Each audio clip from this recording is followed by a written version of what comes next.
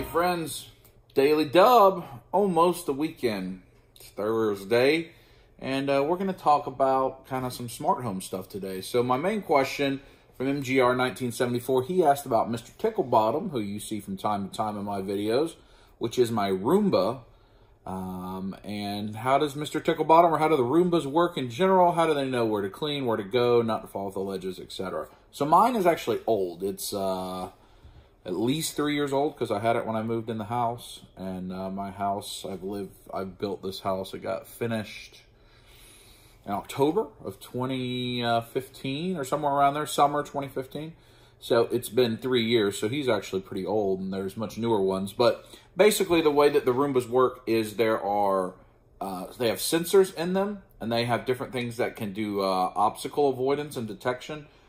He has like a little spinning brush where he can feel stuff. So he won't run into the counter or the chair or anything like that. He knows where it is and can sense it. They can also sense ledges, so they won't fall themselves down the stairs or down a ledge. Now, I'm specifically talking to Roombas, or I guess the higher end of robot vacuum cleaners. The ones that are $50 at some other places probably may not have the same amount of stuff, but these definitely do. So this one will just go wherever he can get to. That's kind of the way he works. He just maneuvers around for about 90 minutes, and wherever he can get to, that's where he goes, and he cleans. This one can go in and out of hardwood and carpet because the area I have him cleaning has both. But there's all type of varieties. You can get some that specifically are made to pick up pet dander. You can get some that are just carpet, just hardwood, some that will wet mop your hardwood floors. You put the solution in them. He has little beacons that I don't use, but if I wanted to use, like let's say you had a specific area where your pet always was and you didn't want the Roomba to go over there, you could put beacons that would create an invisible fence and he won't go through the beacons.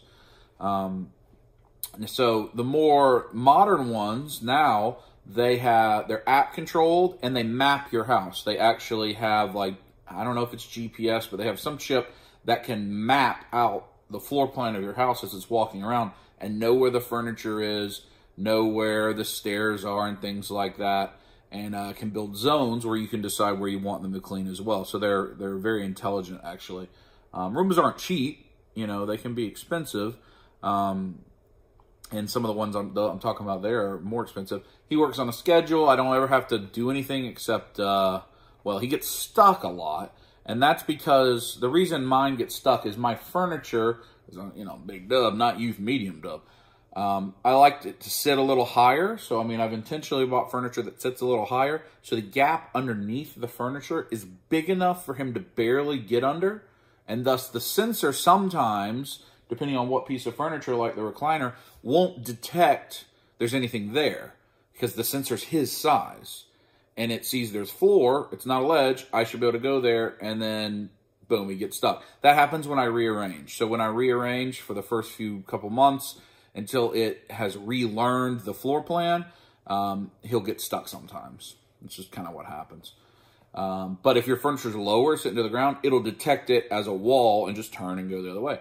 So, works pretty cool. I highly recommend a Roomba. My older sister has one. I got one for my mother for Christmas a year or two ago, and she loves it. You know, it's really good. So, I highly recommend that. You have to change the pieces out from time to time. You have to empty it, of course, just like a vacuum. But it's good. So the other smart home stuff I have that I talk about, I'm a Apple person, so everything I want to work with HomeKit. So I've got a Chamberlain MyQ garage that's app controlled, and, you know, basically open and close the garage from anywhere on Earth. I can see if my garage is open or closed because it's connected to my Wi-Fi here. And so I can open it for somebody if I'm in Asia. I can open it for them. My locks are the same way, same basic premise. Then my thermostats, I have August locks. My thermostat is Ecobee, and so I can ask Siri to change the temperature. I can set schedules. I have sensors, Ecobee sensors, so it knows what room I'm in. It follows me, so it's not spending money cooling a room that I'm never in, like my second guest room or something like that is very rarely used. it knows the track of activity of people going in and out of that. I have all the Hue lights, and basically every light that I have is a Philips Hue light that I can use. Let's see, I have Eve is the company that makes, like, I've got a weather station in the back porch, and then I have like air quality testers in all the rooms, you know, to see carbon monoxide, things like that. And then you can also let that sensor tell the Echo Bee, okay, it's too hot or it's too cool in here, or the weather outside is this. I want to set the thermostat to this. All that can be automated for you. And then because it's HomeKit, it knows when your phone is leaving and going. And so, for instance, when I pull in my neighborhood, my porch lights turn purple to welcome me home, and the path of lights into my house lights up. I could have it unlock the door or open the garage for me if I wanted to, but I don't do that.